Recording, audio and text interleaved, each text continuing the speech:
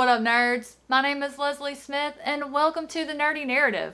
On this channel, I like to talk about all sorts of bookish related things, whether it be science fiction, fantasy, horror, manga, comics, nonfiction, classics, you name it, I'll read it. On today's episode of Bookish Related Fun, we are going to be going to a galaxy far, far away. Yep, you probably guessed it. We're going to be talking science fiction today. I'm going to review for you The Dark That Dwells by Matt Digman and Ryan Roddy. This is supposed to be the first installment out of 5 for this phenomenal saga. So this book was self-published by this husband and wife author team back in 2019. They did send this copy to me to read and review.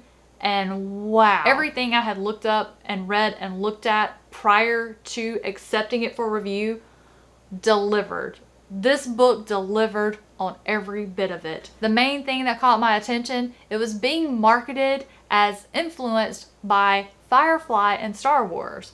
Well, those two things were really all I needed to know to get me hook, line, and sinker.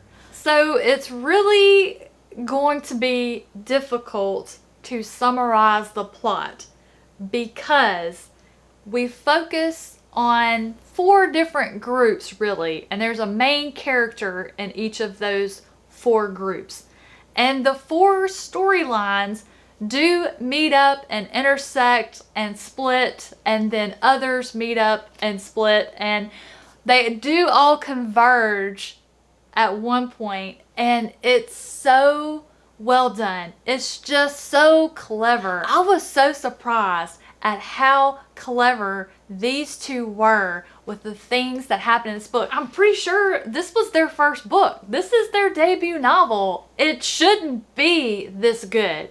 I read a lot of independent and self-published works. There are things that are common in those type of books that I'm used to. I expect to find some spelling errors. I expect to find some weird sentence structure. I expect sometimes for it to start sloppy and then get really good. There are things that you're just looking at because self-pub and indie pub authors, they don't have the money to be able to afford expensive editors, copy editors, and all of that stuff. They just don't. And none of that was in this book. I did not see any spelling errors. I saw no weird sentence structure. There was nothing wrong.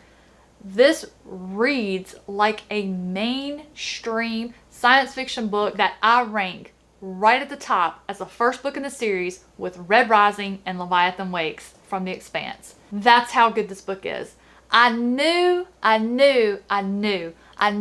when I read the marketing information about this book beforehand. I knew, and I said to the authors in an email, I have a feeling that when I finish this book, I'm going to need the second book.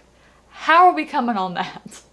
And I'm so sad it's not out yet. They are hard at work on it. Both of them are pediatric ER doctors, so they have seriously demanding day jobs. And to be ER doctors and then have time to write this kind of content, it just floors me. Wow, I have really chased a rabbit out in left field. Let's bring it back. The plot. That's so hard. It's so hard. I have no idea how to summarize the plot. Let's just run through some things in it that I like. They have several ways of space travel, and I don't mean light speed. No. I'm talking about a whole different way to travel through space physically. And it's so cool.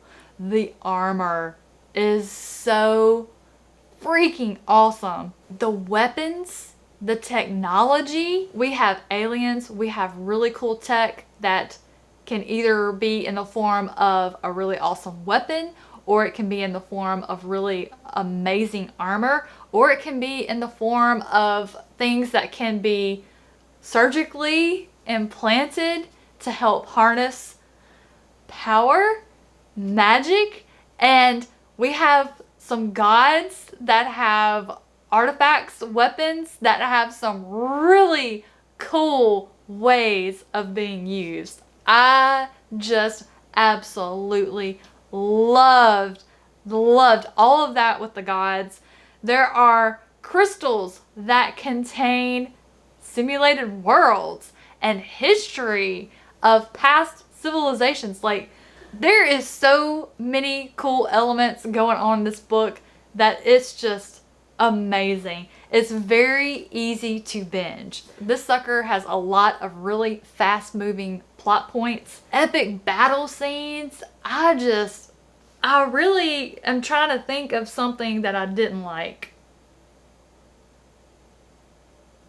I can't think of anything. I literally can't think of anything that I didn't like. There weren't any draggy parts. I didn't get bogged down. I did discover that I needed to be focused on this and only this when I was reading it. Like, if there was a whole lot of stuff going on because Chris was doing something in the background, I couldn't take any other distractions going on when I was reading this, which may have been because I was looking for factors that might help me figure out where things were going. And I mentioned we have 4 plot lines with 4 main characters at the forefront of those plot lines.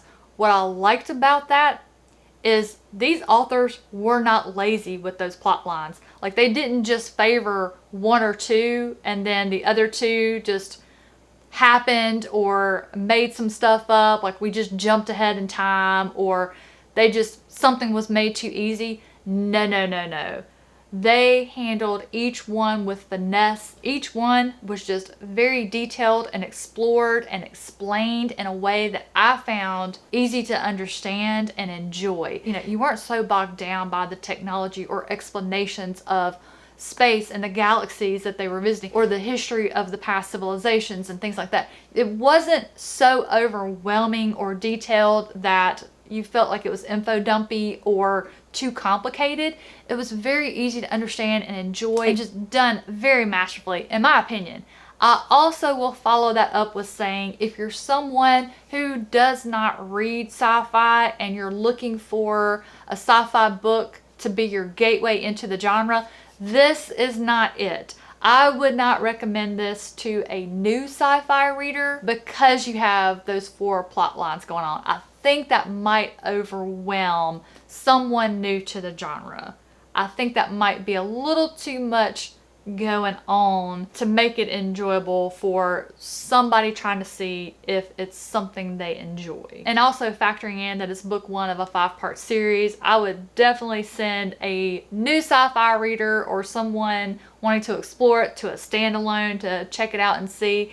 But holy smokes, if you are a sci-fi lover, you definitely should give this one a shot. And not only is this book worthwhile for a science fiction fan to pick up and read, it also, in my opinion, holds major reread capability. I definitely see myself rereading this series. This was probably one that I would reread all of the books that were out in anticipation for each new book over and over again. It's that good.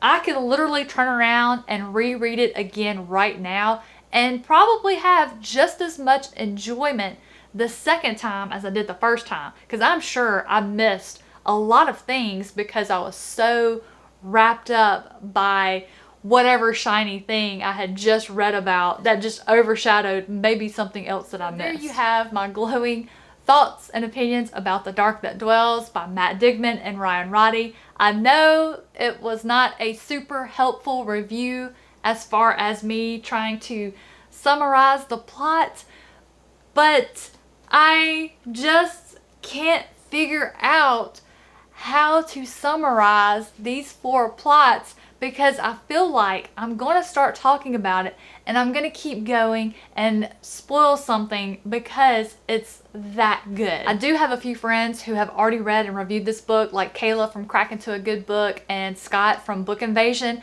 I will link their reviews down in the description box down below to see if they can better help you determine if this is a book that you should pick up. As far as my opinion, I definitely think it's one you should pick up. If you loved Star Wars, Firefly, Battlestar Galactica, The Expanse, If you loved any of those shows, movies, this one, you need to read this one. And guys, that's gonna do it for me today. Thank you so much for watching. I hope you enjoyed this rambly review of The Dark That Dwells.